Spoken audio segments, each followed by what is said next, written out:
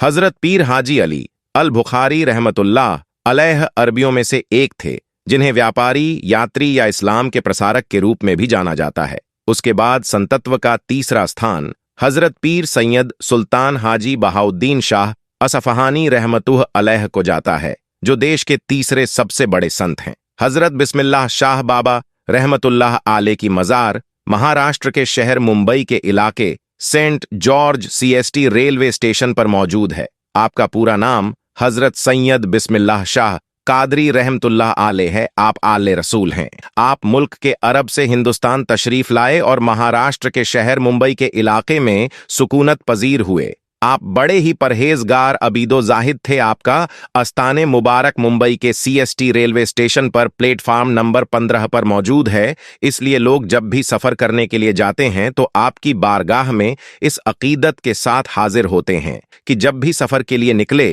तो उनका सफर आसान हो और आपकी दुआ से उनका सफर खैरियत से हो। आप रहमतुल्लाह अली की करामात के बारे में यह मशहूर है कि जब हजरत बिस्मिल्लाह शाह रहमतुल्लाह ही आले अरब से हिंदुस्तान तशरीफ लाए और मुंबई में सुकूनत पजीर हुए तो आपने अपनी इबादत गाह एक दरख्त के नीचे बना ली। जहां आप इबादत गाह बनाई थी वही ट्रेन की पटरी लगाई जा रही थी। एक मर्तबा हजरत बिस्मिल्लाह शाह रहमतुल्लाह ही आले चाय बना रहे थे, जिसकी वजह से उसका धुआं उठ रहा था और उस वक्त ब्रिटिश अंग्रेजों का जमाना था। वह लोग ट्रेन की पटरी लगा रहे थे। जब उन लोगों ने देखा कि दरख्त के नीचे से धुआं निकल रहा है तो वह लोग उस दरख्त के करीब गए तो देखा कि एक बुजुर्ग अल्लाह के वली चाय बना रहे हैं। तो उन लोगों ने उनको हटने के लिए कहा, क्योंकि उन लोगों को वहां पर पटरी बिछानी थी। लेकिन बिस्मिल्लाह शाह बाबा रहमतुल्लाह ही आले ने वहां से हटने से मना फरमा दिया तो अंग्रेजों ने उनको जबरदस्ती हटा दिया और अपना काम शुरू कर दिया। काम करते करते रात गुजरी तो सुबह देखा कि जो पटरी उन लोगों ने बिछाई थी वह वहीं उखड़ी पड़ी हुई थी। तो फिर उन लोगों ने काम शुरू कर दिया और पटरी को वापस बिछाने लगे। इसी तरह रात गुजरी। फिर दूसरे दिन सुबह देखा तो फिर से पटरी उखड़ी पड़ी हुई थी। फिर से वह लोग पटरी बिछाते और वह उखड़ जाती। जब 3-4 दिन ऐसे मामला होता रहा तो वह लोग समझ गए कि हो ना हो यह करामत उस फकीर की है जो चाय बना रहे थे। तो वह लोग पटरी को हटाकर दूसरी जगह शिफ्ट किया और फिर बिस्मिल्लाह शाह बाबा रहमतुल्लाह ही आले की वह इबादत वाली जगह को छोड़ दिया, जहां आज आप रहमतुल्लाह आले की मज़ार ए पाक मौजूद है। तो दोस्तों, यह अल्लाह के वलियों की शान कि उन्होंने अंग्रेज़ों को यह सबक सिखा दिया कि कभी भी अल्लाह के वलियों से ना उलझना। अल्लाह तल्लाह उसके हबीब और हजरत सैयद बिस्मिल्लाह शाह और तमाम औलिया के वसीले से हम सबको मुकम्मल इश्क रसूल अता फरमाए।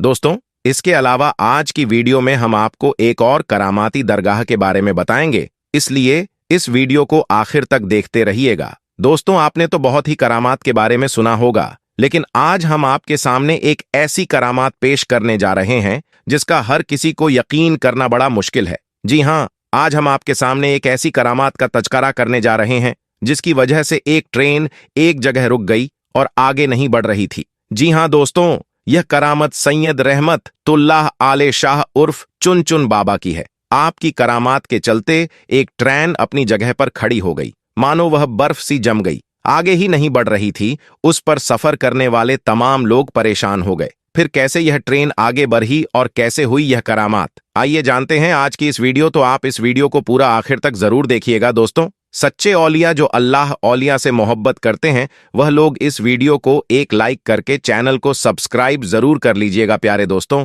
हजरत चुन चुन बाबा रहमतुल्लाह ही आले। आपका नाम हजरत सैयद अली शाह रहमतुल्लाह ही आले है। आपका आस्ताना ए मुबारक उज्जैन में है। सैयद रहमतुल्लाह आले शाह उर्फ चुन चुन बाबा रहमतुल्लाह ही आले बड़े ही शान और मक्कम वाले बुजुर्ग गूंजे हैं। आपसे बेशुमार करामत का ज़ुहूर हुआ, लेकिन एक करामात आपकी ऐसी है जिसे सुनने के बाद आप सभी हैरत में पड़ जाएंगे। एक बार का जिक्र है, हजरत सईद रहमतुल्लाही आले शाह उर्फ चुन चुन बाबा रहमतुल्लाही आले ट्रेन में बैठकर उज्जैन से फतेहाबाद जा रहे थे। रास्ते में चिंतामणगढ़ स्टेशन पर टीटी, जिसका नाम BC पाठक है, उससे टिकट मांगा। आपने कहा, ऐ खुदा के बंदे, हम फकीर हैं, टिकट विकेट हम नहीं जानते हैं। टीटी बहुत हैरान हुआ, उसे गुस्सा आ गया और कहा, बाबा टिकट तो दिखाना पड़ेगा वरना ट्रेन से नीचे उतार दिए जाओगे। उसके बाद भी हजरत चुन चुन बाबा ने वहीं फरमाया, हम फकीर हैं, हमारे पास टिकट विकट कुछ नहीं है। ये सुनते ही टीटी पाठक को बहुत गुस्सा आया कि उसने उनको जबरन ट्रेन से नीचे उतार दिया और उनको बुरा भला कहने लगा। जब टीटी ने आपके साथ इतना बुरा सुलूक किया तो आपको जलाल आ गया और आप वहां से चुपचाप चले गए। उसके कुछ देर के बाद जब गार्ड ने हरी झंडी दिखाई ट्रेन को चलाने के लिए, तो लोको पायलट ने ट्रेन चलाने के लिए आगे बढ़ाया तो ट्रेन चल ही नहीं रही थी। ट्रेन ने सीटी मारी पर ट्रेन आगे नहीं बढ़ रही थी। ड्राइवर और फोरमैन ने पूरे ट्रेन की चेकिंग की, शायद कोई खराबी आ गई हो, लेकिन ट्रेन में कोई भी खराबी नहीं निकली और ट्रेन आगे भी नहीं बढ़ रही थी। उन्होंने खूब मेहनत मशक्कत किया ट्रेन को चलाने के लिए, पर ट्रेन चलने का नाम ही नहीं ले रही थी। अब उन लोगों का दिमाग काम करना बंद कर चुका था। वह परेशान हो गए थे। आखिर ट्रेन को क्या हो गया है? ट्रेन स्टार्ट क्यों नहीं हो रही है? आगे क्यों नहीं बढ़ रही है? वह सब हार मान चुके थे। तब उसी ट्रेन में एक बुजुर्ग थे। उन्होंने कहा, जब तक तुम लोग सैयद रहमतुल्लाह शाह उर्फ चुन चुन बाबा को ट्रेन में सवार नहीं करोगे, ट्रेन नहीं चल सकती, क्योंकि तुमने उनके साथ बदजुबानी की है, उनकी शान में गुस्ताखी की है, इसलिए तुम्हारी ट्रेन आगे नहीं बढ़ रही है। जैसे ही यह बात लोगों ने सुनी तो हैरान हो गए और सारे ट्रेन अधिकारी चुन चुन बाबा के आगे हाथ जोड़कर माफी मांगने लगे और गिड़गिड़ाने लगे। हजरत सैयद रहमतुल्लाही आले उर्फ चुन चुन बाबा ने कहा, मुझसे टिकट मांगता है, जबकि ट्रेन में मौजूद काफी लोगों के पास टिकट नहीं है, क्योंकि उज्जैन रेलवे खिड़की पर टिकट ही नहीं है। सारे अधिकारी यह सुनकर हैरान हो गए। जब अधिकारियों ने ट्रेन में तलाश किया तो हकीकत में किसी के पास टिकट नहीं निकला और ना ही उज्जैन टिकट घर में कोई टिकट मिला। फतेहाबाद की टिकट गायब थी। अल्लाहू अकबर! यह करामात देखकर वो सारे लोग बहुत शर्मिंदा हुए और वह टीटी पाठक भी बहुत शर्मिंदा हुआ और वह लोग समझ गए हजरत रहमतुल्लाही आले शाह उर्फ चुन चुन बाबा बड़े ही करामात वाले हैं। जब उन्होंने सब चेकिंग कर ली तो आपसे आकर कहने लगे, आप हमें माफ कर दें, हमसे बहुत बड़ी भूल हो गई है, हमसे बहुत बड़ी गलती हो गई है, मेहरबानी करके हम पर रहम फरमाएं और आप ट्रेन में वापस सवार हो जाएं ताकि सारे लोगों को सुकून हो जाए और हमारी ट्रेन फिर से आगे बढ़ सके। उसके बाद सैयद रहमतुल्लाह अली शाह उर्फ चुन चुन बाबा को उनके ऊपर रहम आ गया और आप रेल में वापस तशरीफ ले आए। जैसे ही आप ट्रेन में बैठ गए, ट्रेन वैसे ही आगे बढ़ने लगी। सुभान अल्लाह!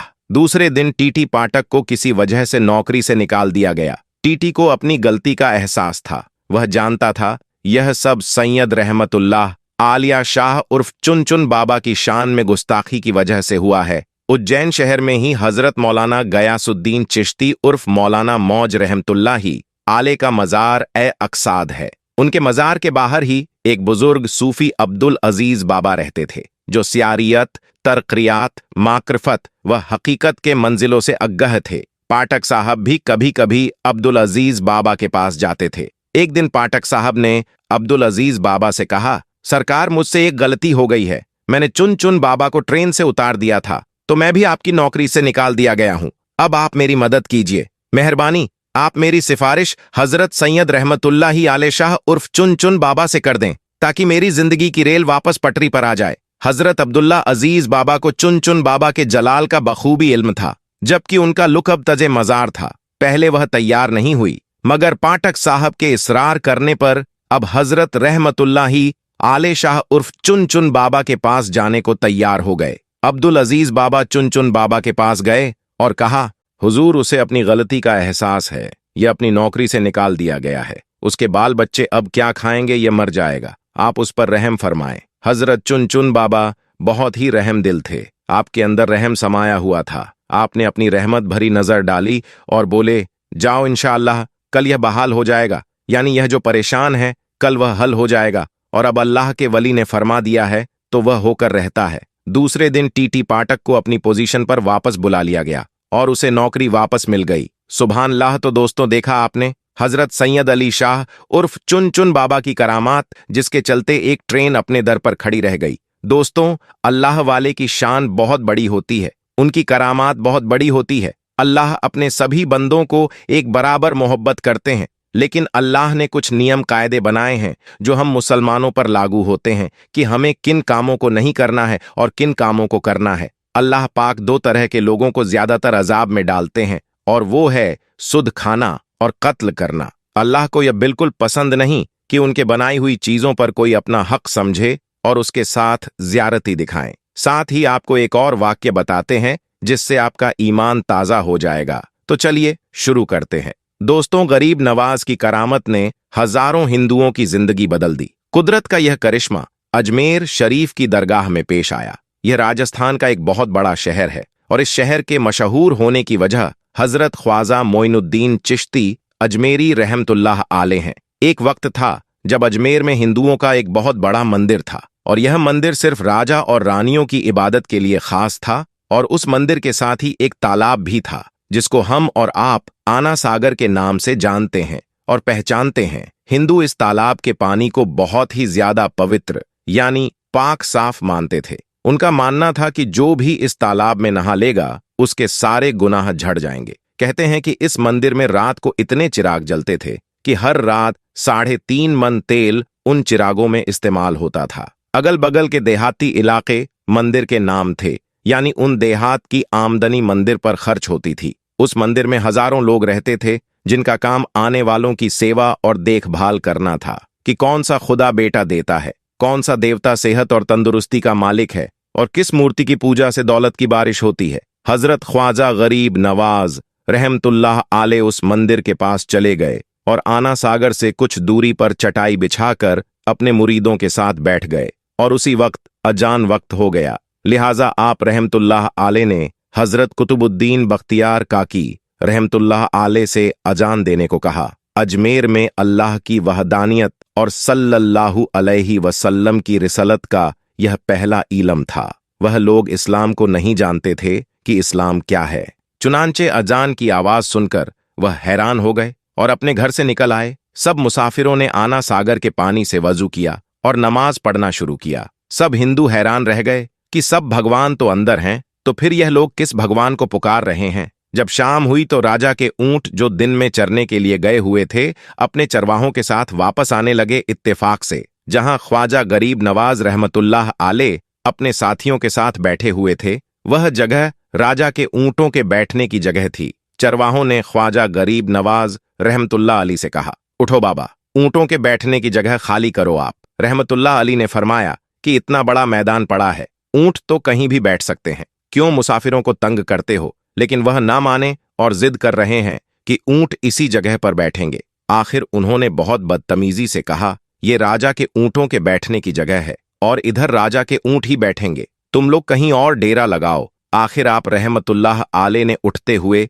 हजरत कुतुबुद्दीन बख्तियार काकी रहमतुल्लाह आले से फरमाया, उठो कुतुबुद्दीन, ये कह रहे हैं कि ऊंटों के बैठने की जगह है तो चलो ऊंट ही बैठे रहेंगे। ये कहकर आप रहमतुल्लाह आले अपने साथियों के साथ वहां से उठ गए। अगली सुबह जब ऊंटों को चराने का वक्त आया और उनको चराने के लिए जाने लगे तो चरवाहों ने ऊंटों को उठाना चाहा, लेकिन पता नहीं वो ऊंट तो उठने के काबिल ही नहीं थे। उन्होंने ऊंट को मार मार कर जबरदस्ती उठाना चाहा, लेकिन वह बैठे ही रहे। चरवाहे बहुत ज्यादा परेशान थे कि जो ऊंट उनके एक इशारे पर उठ जाते थे, आज क्या हो गया है, क्यों नहीं उठ पा रहे हैं। आखिर उन्हें याद आया कि कल उस मुसाफिर फकीर ने कहा था कि चलो ऊंट ही बैठे रहेंगे। लोग इकट्ठा होना शुरू हो गए। कोई कह रहा था कि फकीर कोई काबिल जादूगर है और किसी ने कहा कि वह कोई भगवान का अवतार है। धीरे धीरे बात राजा तक पहुंच गई कि एक मुसाफिर फकीर ने राजा के ऊंटों पर जादू कर दिया है। राजा ने ख्वाजा गरीब नवाज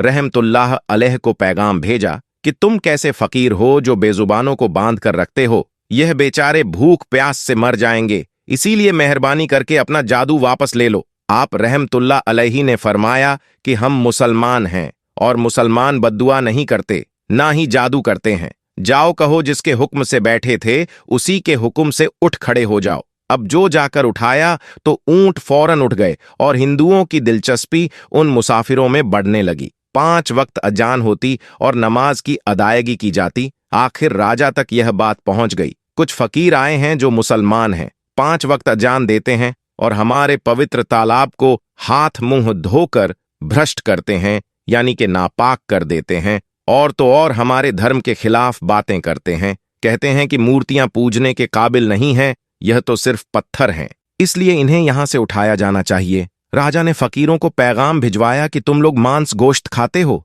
हमारे धर्म के खिलाफ बोलते हो, और तो और हमारे तालाब को अपने हाथ डालकर नापाक करते हो, जो हम बर्दाश्त नहीं कर सकते, इसलिए तुम लोग यहां से चले जाओ। आप रहमतुल्लाह अली ने फरमाया कि और भी तो दुनिया आती है, हमारे पानी पी लेने से कौन सी कमी आ जाएगी। लेकिन वह कहने लगे कि वह सब हमारे अपने धर्म के लोग हैं और तुम दूसरे धर्म के हो। आइंदा तुम लोगों ने तालाब को नापाक किया तो हम बर्दाश्त नहीं करेंगे। आप रहमतुल्लाह आले ने हजरत कुतुबुद्दीन बख्तियार काकी रहमतुल्लाह अली से फरमाया, कुतुबुद्दीन, शायद यह लोग आइंदा हमारे पानी पी लेने पर कोई लड़ाई झगड़ा करेंगे। जाओ एक मशकिज़ा पानी ले आओ ताकि जरूरत के वक्त कुछ तो पानी मौजूद हो। लिहाजा हजरत कुतुबुद्दीन बख्तियार काकी रहमतुल्लाह आले ने उनसे फरमाया कि चलो हम मशकिज़ा भर लेते हैं। वह इस शर्त पर मान गए कि तुम्हारा जिस्म पानी से छूना नहीं चाहिए। हजरत कुतुबुद्दीन बख्तियार काकी रहमतुल्लाह आले तालाब की सीढ़ियों पर जाकर बैठे और मशकिज़ा पानी में डुबो दिया। जब वह भर गया तो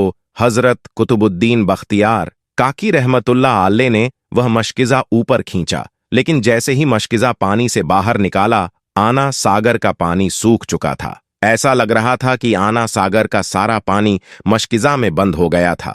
आना सागर का सूखना था कि पूरे अजमेर में कोहराम मच गया और वह रो रहे थे कि जो हम गुनाहों की गठरियां लाते हैं और आना सागर में गुसल करके उनसे छुटकारा पा लेते हैं, अब हम गुनाहों का बोझ लिए किधर जाएंगे। सारे इलाके में खबर फैल गई कि मुसाफिर फकीर ने जादू के जोर से आना सागर को सुखा दिया है। राजा ने जब यह सुना तो वह बहुत परेशान हो गया। उसने अपने वजीरों को बुलाया। सबने यही कहा कि फकीर या तो जादूगर है या फिर कोई कामिल फकीर है। साथ ही वह परेशान हुए कि अजमेर की रौनक तो थी ही आना सागर के दम से, इसी की वजह से तो लोग दूर दूर से अजमेर आते थे और अपना ईमान ताज़ा करके लौटते थे।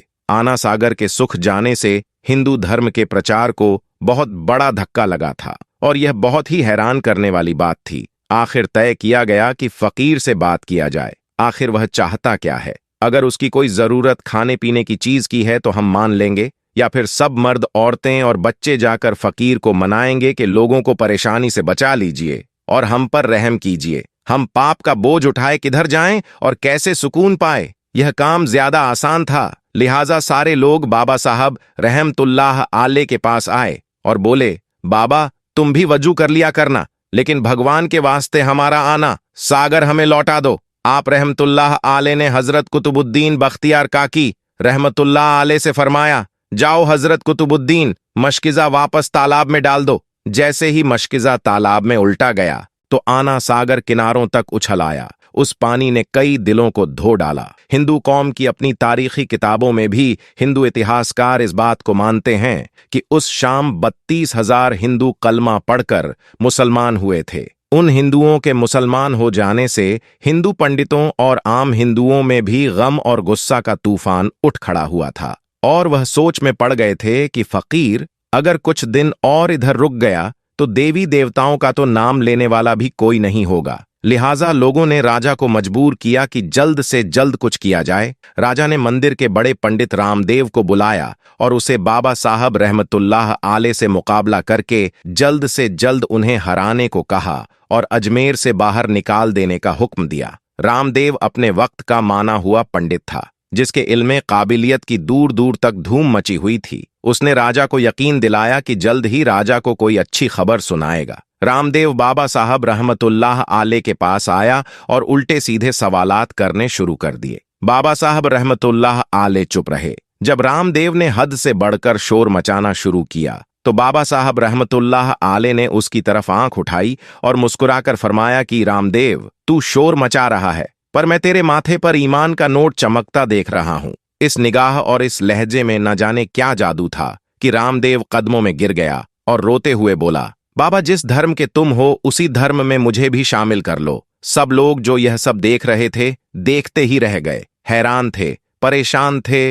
यह क्या हुआ? जो खरीदने आया था वह खुद बिक चुका है, जो जीतने आया था वह हार चुका है। पंडित रामदेव खुद ख्वाजा गरीब नवाज रहमतुल्लाह आले के हाथों पर मुसलमान हो चुका था। सुभान अल्लाह दोस्तों, यह अल्लाह वालों की शान होती है। जब वह अल्लाह के हो जाते हैं तो सारी दुनिया उनकी हो जाती है। दोस्तों, हिंदुस्तान में सैलाब की वजह से कई घर, कई मकानात पानी में बह चुके हैं, डूब चुके हैं।